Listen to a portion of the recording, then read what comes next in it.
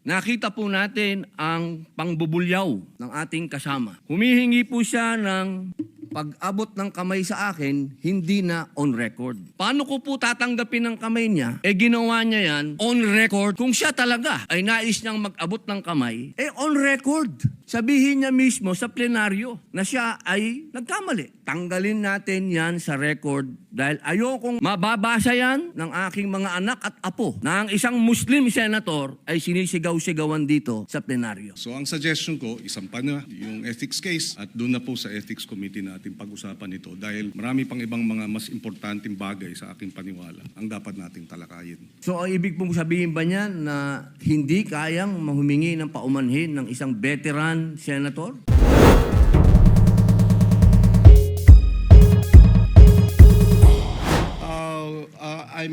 Yesterday, Senator Robin Padilla has the floor and he is seeking the floor, Mr. President. May I be allowed first, Mr. President, to may I move that we acknowledge and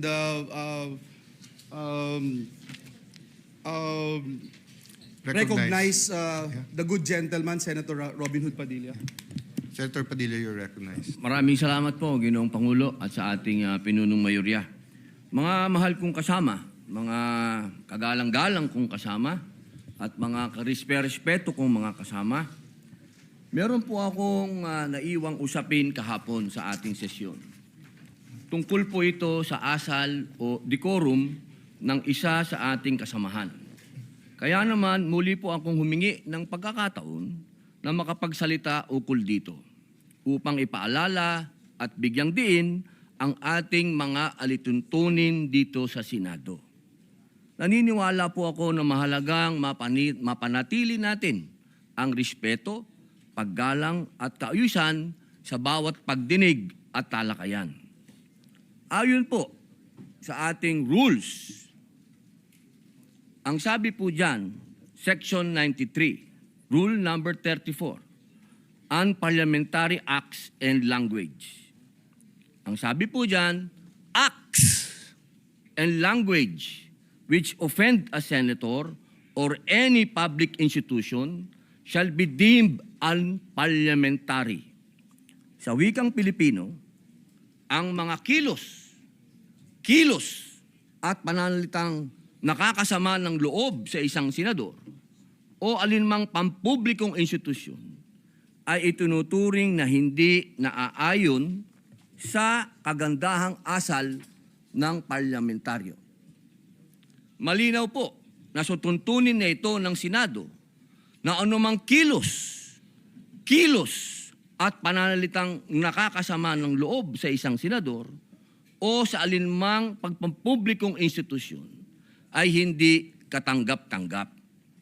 Bilang sanggunian, ipapakita ko po sa inyo ang isang video ni Senador Kiko Pangilinan kung saan makikita ang isang mainit na palitan sa pagitan niya at ng isa pang nating senador at ngayon ay Senate President bilang halimbawa ng kontekstong aking tinutukoy. Pwede mo ba sabihin sa anak mo, anak, pag mali sila, gumawa ka na rin ng mali. Anak, okay lang mangbastos kasi mas bastos sila eh.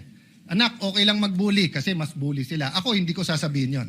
Ako, sasabihin ko, At di yun ang sinasabi. hindi, yun ang sinasabi mo, Mr. President, and I'm No, not yet Mr. finished. President. Of Kasi course you said, tama We si beg to Tariela. disagree, Mr. President, I'm not yet finished. No? Well, we beg to So, Mr. President, this is the question.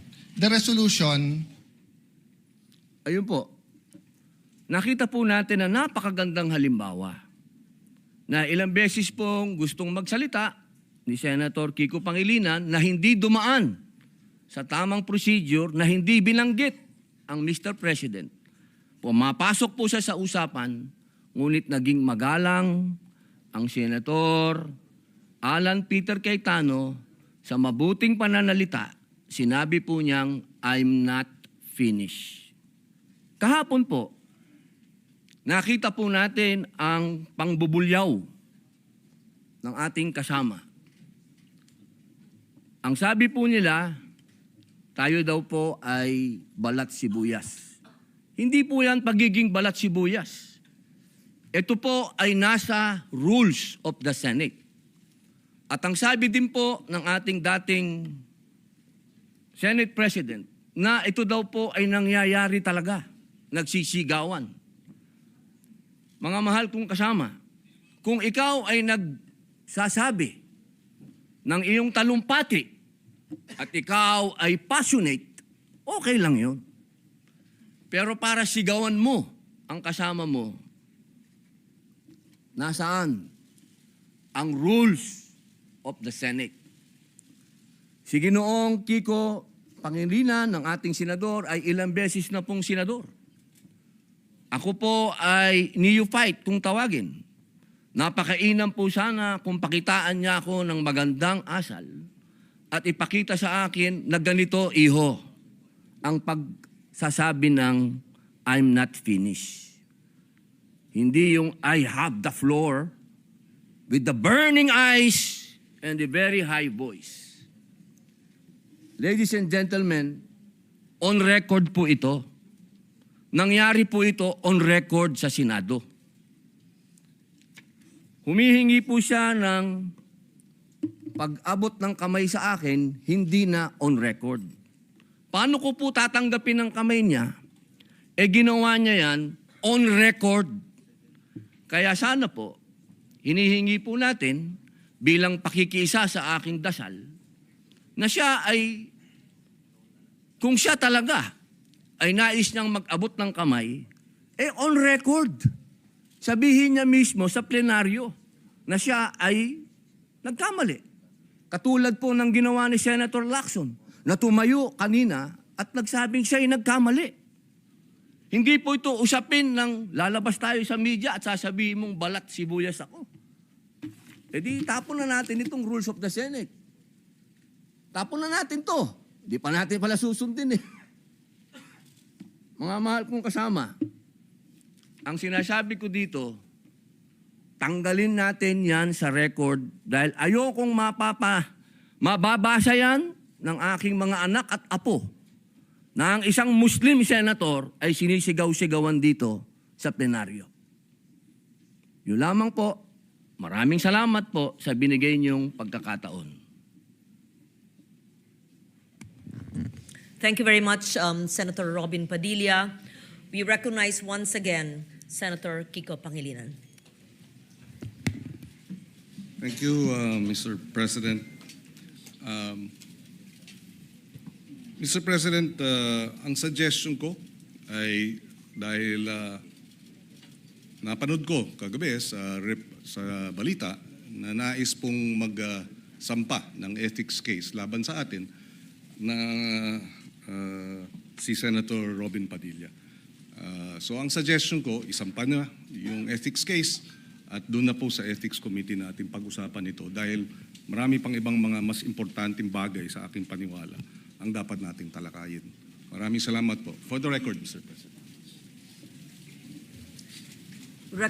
Thank you very much, Senator Pangilinan. We recognize Senator Padilla once again. Wala na po siguro mas importante kung rules of the Senate ang pinag-uusapan natin.